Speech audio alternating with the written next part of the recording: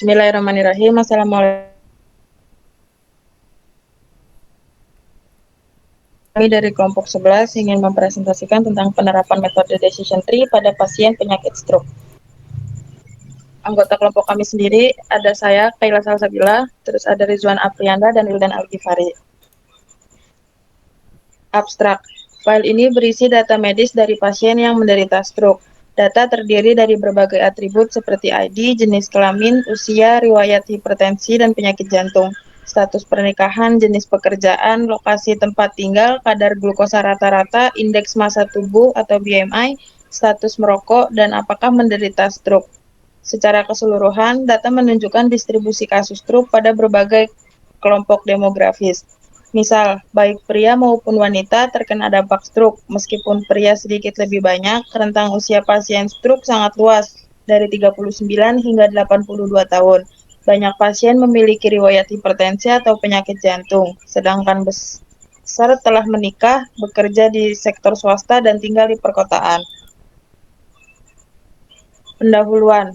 File ini berisi data medis dari sejumlah pasien yang digunakan untuk mempelajari faktor risiko terjadinya stroke.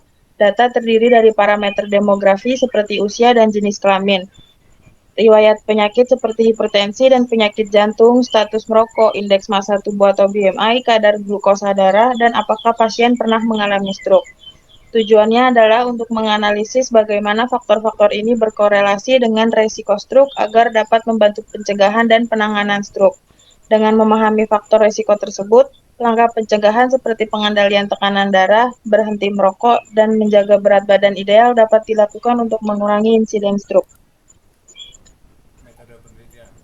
1. Data mining. Data mining adalah proses mencari pola atau informasi menarik dalam data terpilih dengan menggunakan teknik atau metode tertentu. Teknik, metode atau algoritma data mining sangat bervariasi. Pemilihan metode atau algoritma yang tepat sangat bergantung pada tujuan dan proses knowledge discovery in database atau KDD. Adapun teknik yang digunakan pada proses data mining adalah dengan teknik decision tree dengan menggunakan objek miner. Decision tree.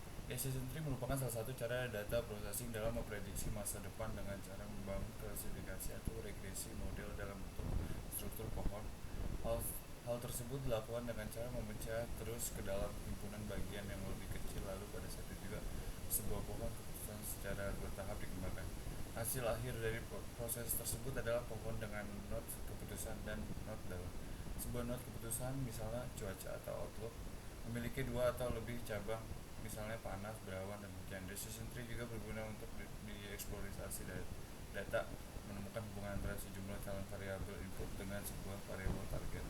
Pohon keputusan eksplorasi data dan pemodelan yang salah. Apakah pertama yang sangat baik dalam proses pemodelan yang digunakan sebagai model akhir untuk beberapa teknik lain. Untuk hasil dan pembahasannya, untuk gender dan ID diberi role label, dan X hypertension, heart diseases, ever merit, work type, resident type, F glucose level itu kita kasih role label. Ini untuk desainnya, retrieval carrier datanya kita koneksikan dengan decision tree. Ini untuk pohon keputusan atau decision tree nya. Kesimpulan dan saran. Berdasarkan penelitian ini, penerapan metode decision tree untuk menganalisis data pasien penyakit stroke. Data yang dianalisis berisi informasi demografi dan medis dari pasien stroke seperti usia, jenis kelamin, tekanan darah, penyakit jantung, status merokok, dan lain-lain. Analisis dilakukan dengan teknik